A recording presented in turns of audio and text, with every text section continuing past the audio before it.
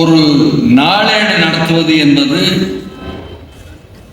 எவ்வளவு கடினமானது என்பது அநேகமாக அனுபவிச்சவங்களுக்கு தெரியும்.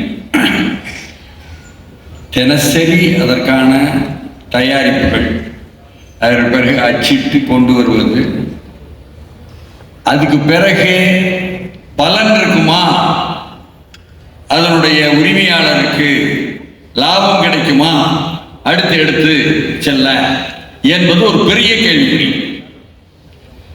அதுலயும் மீறி மாறி தவழ்ந்து நிமிழ்ந்து வந்துகிட்டு நண்பர் ரிச்சர்ட் ஆனந்துக்கு முதலில் ஒரு பாராட்டு. சாதாரண சிறிய விஷயம் அல்ல. அநேகமாக இன்று ஊடகத்துறை என்பது எந்த நிலையை எட்டி இருக்கிறதுன்னு பார்த்தா, நமக்கு நினைவு மறந்தாலும் இந்திய துணைக்கண்டம் முழுக்க உள்ள சூழல் தான் அது. நமக்கு தமிழ்நாடு தான் தெரியும் என்பதனால தமிழ்நாட்டில் எந்த துறையும் பாக்கி இல்லாமல் எல்லா துறையும் ஊழல்பட்டு விட்டது. எல்லா துறையிலும் என்ன சீரழிவினுடைய உச்சத்துக்கு கீழே போய்விட்டது என்பது எல்லோரும் ஒப்புக்கொள்ளக்கூடிய செய்தி. நம்ம ஒப்புக்கொள்ளாம இருந்தோம்னு வைங்க, கவனிக்காம இருந்தோம்னா, இன்றைய மாண்புமிகு தமிழக முதல்வர் தெளிவா சொல்றாரு, எல்லா பக்கமும் ஊழலாய் போச்சு, அதை நாங்க உடைக்க போறோம் வேண்டும், எல்லாருமே களவாண்டு இருக்காங்க என்பதையும் சேர்த்து முன்னால் நடந்து முடிந்த கதைகளை பற்றி சொல்லக்கூடிய நிலை என்று சொன்னார். நாங்க அந்த துறையில் டெண்டரில் இனிமேல் காசு வாங்கிக்கிட்டு டெண்டர் கொடுக்கிற கதை இருக்கக்கூடாது. இந்த துறை புதுப்பித்தலுக்காக அவர்களுடைய பெயரை கூட லஞ்சம் வாங்காமல் செய்ய போகிறோம். இப்படி ஒவ்வொன்றாக நமக்கு வெளியே வந்து கொண்டிருக்கக்கூடிய நேரம் இது. நாளை அதே போல ஒரு பட்ஜெட் அறிவிப்பில் என்ன வரும் ஏது வரும்னு தமிழ்நாடெங்கும் பெண்கள் 2500 ரூபாய் கிடைச்சிருமா சொன்னாங்களே என்று எதிர்பார்த்து கொண்டிருக்கும் பொழுது கண்டிப்பாக கிடைக்கும் என்ற வாக்குறுதியும் சொல்லிக் கொண்டிருக்கக்கூடிய ஆட்சி இது. இப்படியாக ஒரு புதிய ஆட்சியை உருவாக்கி கொடுத்திருப்பது யார் என்று கேட்டீங்கன்னு சொன்னா, நாளை வரக்கூடிய உள்ளாட்சி முரசையேட்டில் ஏற்கனவே வந்த ஏட்டிலும் நான் எழுதியிருப்பதே என்னன்னு சொன்னா, முதல் பக்கத்தில் அதை இந்த மாற்றத்தை கொண்டு வந்தது நிச்சயமாக வாக்காள பெருமக்கள். மக்கள் தான் கொண்டு வந்தாங்க, யாரும் பண்ணாருங்க. அதனால யாராவது பொறாமை பொச்சரிப்பு உள்ளவர்கள் ஆட்சியில் உட்கார்ந்து பார்த்து திட்டிட்டு இருக்க வேண்டாம். அவங்களுக்கு தான் சொல்லணும், திட்டத்தானே மக்களை திட்டுங்க. மக்கள் தான் கொண்டு வந்தாங்க மாற்றத்தை.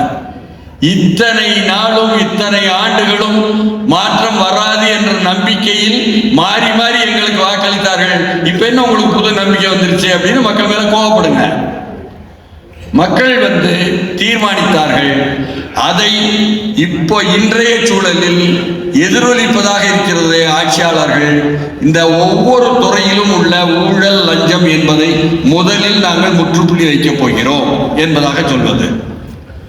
இன்னமும் சொல்ல போனா அத என்ன வார்த்தைகள்ல சொல்றாங்கன்னு சொன்னா, இதற்கு முன்னால் நடந்த அந்த கெட்ட விஷயத்தை எல்லாம் ஒரு பைசா ஊழல் செய்ய விட மாட்டோம், யாரையும் தொடவும் விட மாட்டேன், தொட்டாலும் விட மாட்டேன், தொட்டவனையும் விட மாட்டேன் என்று சொல்லக்கூடிய ஒரு மாண்புமிகு முதலமைச்சருடைய வார்த்தைகள். இன்று உள்ளாட்சி முரசுல அதைத்தான் நான் முதல் பக்கத்திலே எழுதியிருக்கிறேன். என்னன்னு சொன்னா, இப்படிப்பட்ட ஒரு சூழலில் ஊடகத்துறை என்ன, உங்கள் துறை என்னன்னு எங்களை பார்த்து நீங்க கேட்கணும். ஏன்னா பல 10 ஆண்டுகளாக ஊடகத்துறையில் பவனி வந்து கொண்டிருக்கக்கூடிய நான் பயணம் செய்து கொண்டிருக்கக்கூடிய நான் உண்மையைத்தானே சொல்லியாகணும். ஊடகத்துறையும் மிகச் சிறப்பாக, மிக ஆழமாக, மிக கவனமாக ஊழல் பட்டு நிற்கிறது.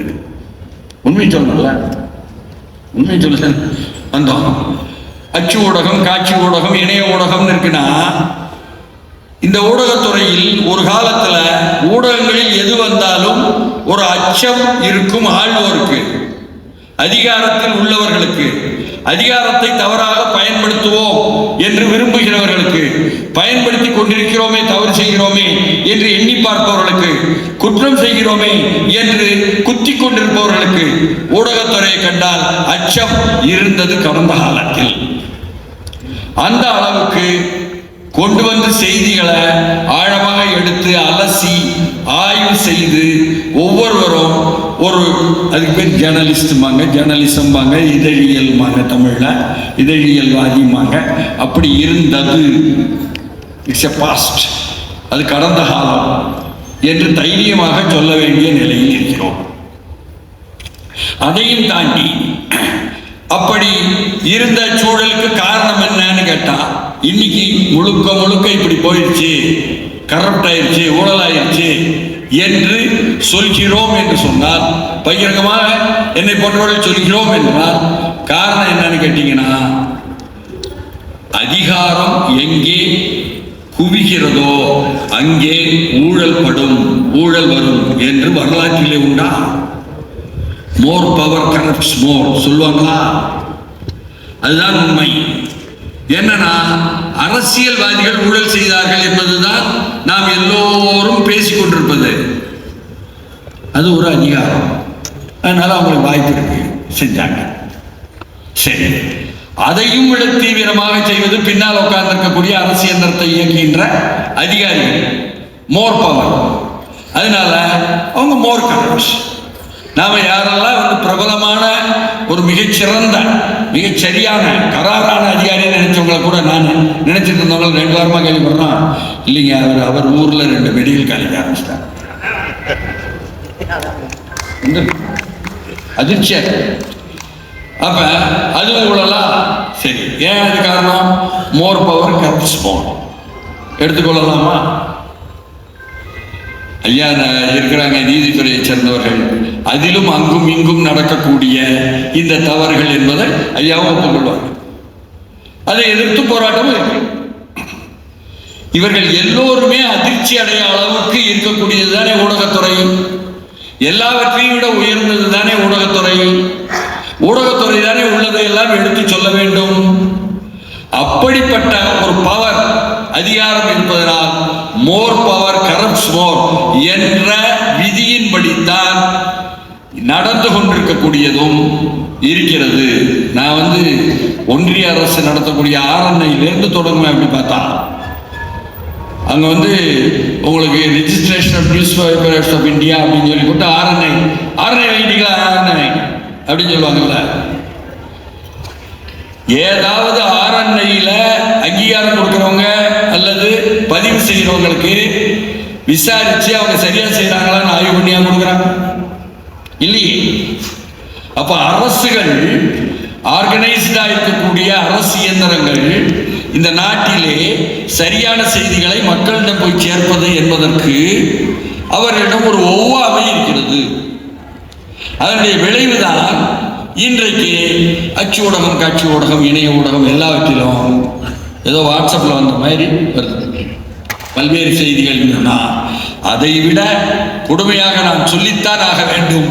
யார் என்ன நினைத்தாலும் சரி, நினைக்காவிட்டாலும் சரி, கடந்த 5 ஆண்டு ஆட்சி தமிழ்நாட்டில் அதை எல்லாவற்றையும் விலைக்கு வாங்கி செய்வதற்கான ஒரு அவுட் சோர்சிங் பவர் என்பதை கட்டவிழ்த்து விட்டார்கள். அதில் தான் புதியதாக ஆட்சிக்கு வந்தவர்களும் கூட அதை எதிர்க்க வேண்டிய கட்டாயம் வந்திருக்கிறது. எல்லா ஊடகம், அச்சு ஊடகம், காட்சி ஊடகம் வித்தியாசமே இல்லை. அரசாங்கத்தில் இருந்து விளம்பரங்கள் தரோம் என்று சொல்லியோ, நாங்க சொல்றவங்களை அங்க போடுங்க வேலைக்குன்னு சொல்வதோ, எங்களுக்கு பிரியமில்லாதவங்க வெளியேற்றுங்கன்னு சொல்வதோ, அல்லது என்ன அங்க உட்கார்ந்து என்ன இன்னைக்கு விவாதிக்கணும் என்று விவாத தலைப்பை கொடுப்பதோ வெளியில் உள்ள நிறுவனத்திலிருந்து அதிர்ச்சியா இருக்கும் உங்களுக்கு. இதான் நடந்தது, 5 ஆண்டு நடந்தது. அதற்கு அப்புறம் அதிலும் யார் யாரை கூப்பிட வேண்டும் விவாதத்திற்கு என்று பட்டியல் கொடுப்பதோ, இப்படியாக ஒரு அவுட் சோர்சிங் நிறுவனம் மூலமாக செய்வது என்பது தானே ஆட்சிக்கு அன்றைக்கு ஆதரவானது. எதிரான கருத்தை வரவில்லை என்பதை நினைப்பது. மக்கள் அதை பார்த்தா நாங்கள் ஊடகத்தையே நம்ப மாட்டோம். அதனால தானே மக்கள் ஊடகங்கள் பக்கமே இல்லாம அச்சு ஊடகங்கள் அப்படியே சர்ன்னு குறைஞ்சிட்டு விற்பனை எல்லாம் பெரிய பாதிப்பு வந்துச்சு 4 வருஷம் முன்னாவே. அதற்கு பிறகு காட்சி ஊடகங்கள்லையும் செய்தியெல்லாம் பார்க்க மாட்டோம்ட்டான். பெண்கள்னா சீரியல் மட்டும்தான் பார்ப்பாங்க, தொடர் நாடகங்கள் ஆகி போச்சு. இளைஞர்கள்னா பார்க்கவே மாட்டோமா. இப்படி ஒரு சூழல் இருந்துதான் தமிழ்நாட்டில் தலைகீழ் மாற்றங்கள் இப்பொழுது வந்திருக்கிறது. அப்ப இளைஞர்கள் என்ன நினைக்கிறான், நாம் நினைத்த மாற்றத்தை கொண்டு வந்து விட்டோம்ட்டு பெண்கள் உட்பட இன்றைக்கு அதே காட்சி ஊடகங்களில் அதே செய்திகளை பார்க்கிறாங்க. புதுசா புதிய மாற்றம் இல்லைன்னு சொல்ல முடியாது. அப்போ இங்கு நாம் அடிப்படையில் உண்மைகளை எடுத்து சொல்வது என்பதற்காக இந்த ஊடகங்கள் இருக்க வேண்டுமே. அதனாலதான் நம்ம ரிச்சர்ட் ஆனந்த் கேட்டோன்னே சரி செய்தியை கொண்டு வராரு, அதனால நாமும் தினசரி எழுதுறேன்னு. பெரிய கஷ்டமான வேலை தினசரி எழுதுறது, அவருக்கே தெரியும். எழுதி இங்க உட்காந்துக்கிட்டு இவ்வளவு நேரம் உட்காந்துட்டு நாளை காலை கூட எழுதி அனுப்பிச்சேன். டிசைனருக்கு நேரடியாக அனுப்பிடுங்கண்ணே நேரம். ஆமா, ஏன்னா இன்று நடந்த நிகழ்வுகள், சில நிகழ்வுகள் பெண்களை இழிவுபடுத்தியதாக ஒரு கைது வரப்போகிறது என்று சொல்லி, அது கைது அல்ல, அப்புறம் விசாரணைக்குத்தான் என்று சொல்லி நீதிமன்றத்தில் சொல்லி, அதற்கு பிறகு இன்றைக்குள் விட்டுறன்னு சொல்லி நாளை பட்ஜெட் நிகழ்ச்சியில் இருக்கிறது, அதில் எல்லோரும் கலந்து கொள்ள வேண்டும் என்று முடிச்சிருக்காங்க. அப்ப இரண்டு பக்கமுமே எந்த பக்கமும் இல்லாத செய்திகளை எடுத்து தொகுத்து போடுவது என்ற உண்மையில் கூட பக்கச்சார்பில்லாமல் நடந்து கொள்வது, அன்பயஸ்டு ரிப்போர்ட்டிங் என்பது கேள்விக்குறியாய் இருக்கக்கூடிய சூழலை மாற்ற வேண்டும் என்பதுதான் இங்கு தேவை. என்னுடைய தேவையை நிரப்பி விடுகிறாங்க அப்படின்னு நிருபர்களோ அல்லது ஆசிரியர்களோ அல்லது உரிமையாளர்களோ ஊடகத்தில் நினைத்தார்கள் என்று சொன்னால், ஊடகம் உள்ளதை கொண்டு செல்ல வேண்டும் என்ற ஒரு ஊர்தியாக இருக்காது என்பதை நாம் மீண்டும் வலியுறுத்தி இங்கே சொல்ல வேண்டியிருக்கிறது. உள்ளபடியே அமைச்சர்கள் வருவார்கள், இந்த அமைச்சர்கள்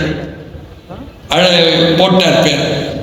ஆனா இன்னைக்கு நடந்த பல்வேறு நிகழ்வுகளை ஒட்டி முதலமைச்சரே கூப்பிட்டாருன்னு சொல்லி போட்டு சிக்கந்தர் அழகா சொன்னார். போயிட்டாங்க. நாளைக்கு நான் சொன்னேன், இது நடக்கலனாலும் நாளைக்கு பட்ஜெட்ல பெரிய பிரச்சனையை உருவாக்க போறோம்னு எதிர்கட்சி போயிடலன்னு சொல்லியிருக்காங்க. அப்படி இருக்கும் பொழுது என்ன ஆகும், அங்க பட்ஜெட்ல அவர்கள் அதை எப்படி எதிர்கொள்வது என்று ஆழ்வோர் சைட்ல திட்டமிடணும். திட்டமிடுவதற்காக அவர்கள் கூட்டி பேசத்தான் செய்வார்கள், முதல்வர் மற்ற அமைச்சர்களையும். அதுதான் அங்கே நடக்கிறது. அதனால் அவர்கள் வர முடியவில்லை என்பதை புரிஞ்சுக்கிடுறோம். இந்த அளவுக்கு என்ன இருக்கக்கூடிய ஒரு சூழலில் தான் நாம் ஊடகத்தினுடைய ஒரு குறிப்பிட்ட உள்ளாட்சி முரசு என்ற நாளேட்டினுடைய ஒரு 17வது ஆண்டில் அதை கடந்து செல்வதற்கான நிகழ்வில் இருக்கிறோம். அடுத்து பேராளர்கள் பலரும் பேச இருப்பதனால நான் அதிகமான நேரத்தை எடுத்துக்கொள்ள விரும்பல. குறிப்பாக ஊடகத்துறையில் உள்ளதை ஒரு வாக்கு மூலமாக, ஒரு சுய விமர்சனமாக இங்கே முன்வைத்துக் கொள்ள வேண்டும்.